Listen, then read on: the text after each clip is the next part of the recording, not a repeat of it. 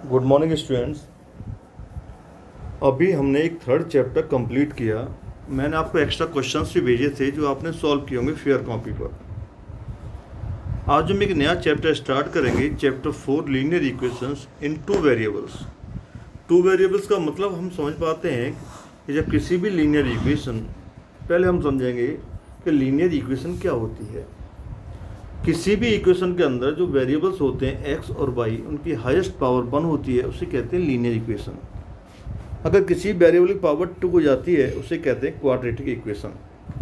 तो आप थोड़ा ध्यान देंगे, जो हम 8th क्लास में पढ़ के आए थे कि linear equations in one variable, जिसमें एक वेरिएबल होगा एक्स, वाई या जेड में से एक वेरिएबल होगा। जैसे x + 1 = 0, एक वेरिएबल x है, तो इसमें हम x की वैल्यू इजीली फाइंड कर सकते हैं, x = -1। ऐसे देख रहे हैं x + √2 = 0, इसमें भी एक वेरिएबल है, इसकी वैल्यू x की फाइंड कर सकते हैं, आ जाएगी -√2। देख पा रहे हैं आप, ये इसमें x + 1, तो x की वैल्यू क्या आ जाएगी -1, और उसमें आ जाएगी x = -√2। इस तरीके से हम वैल्यू फाइंड कर लेते हैं। इसमें एक वेरिएबल होता है, एक ही वैल्यू आएगी। लेकिन अभी हम पढ़ेंगे कि किस तरीके से लीनियर इक्वेशन टू वेरिएबल्स क्या है। देखो, लीनियर इक्वेशन टू वेरिएबल्स को मैंने मतलब अभी समझाया, जिसके अंदर दो वेरिएबल हों, x हो वाई हो। An equation of the form ax + by + c = 0 where a, b and c are real numbers, जिन्हें कॉन्स्टेंट्स भी कहते हैं। कॉन्स्टेंट भी वैल्यू फिक्स है, such that a and b both are non zero. इनकी value zero नहीं हो सकती। अगर a की वैल्यू जीरो कर दें, x जीरो हो जाएगा, तो ये इक्वेशन बन जाएगी by + c, जो कि एक वन वेरिएबल वैल्यू होगी। फॉर एग्जांपल मैंने दिए हैं 2x + 3y + 5 = 0, 1/2x + √3y = 25। They are lot of many equations. लेकिन ध्यान ये रखना है आपको कि इसमें जिसमें किसी भी लीनियर इक्वेशन में अगर दो वेरिएबल होते हैं तो हम x और y के इनफाइनाइट सॉल्यूशंस फाइंड कर सकते हैं, मैनी सॉल्यूशंस फाइंड कर सकते हैं। मैं तरीका भी आपको आगे बताऊंगा। The process of finding solving of a linear equation is called solving an equation. आप सही फेयर कॉपी पे इसको नोट करेंगे। A linear equation two variables has infinitely many solutions. An equation y = mx represent a straight line. देखो, ये y = mx हमारी linear equation से इन two variables, जिसमें y और x दोनों हैं।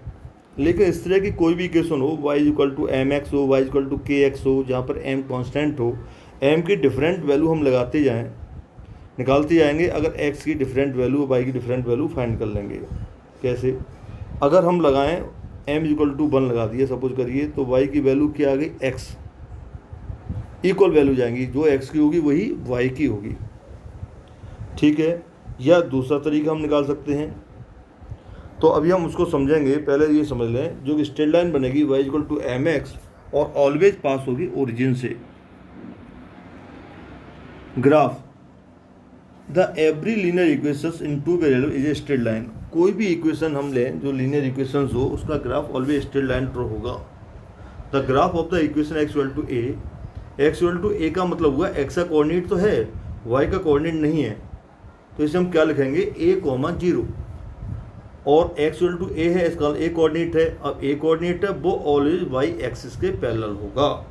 अगर y कोऑर्डिनेट है, y = b है, x कोऑर्डिनेट है नहीं, तो y पर आएगा, जो कि ऑलवेज x एक्सिस के पैरेलल होगा, और कोऑर्डिनेट लिखेंगे 0, p।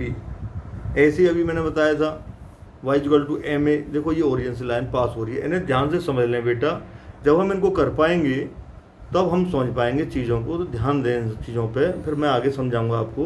सबसे पहले आप इन्हें फेयर कॉपी पर नोट करें और समझने की कोशिश करें। इसके बाद एक्सरसाइज 4.1 ईजीली हो पाएगी आपकी।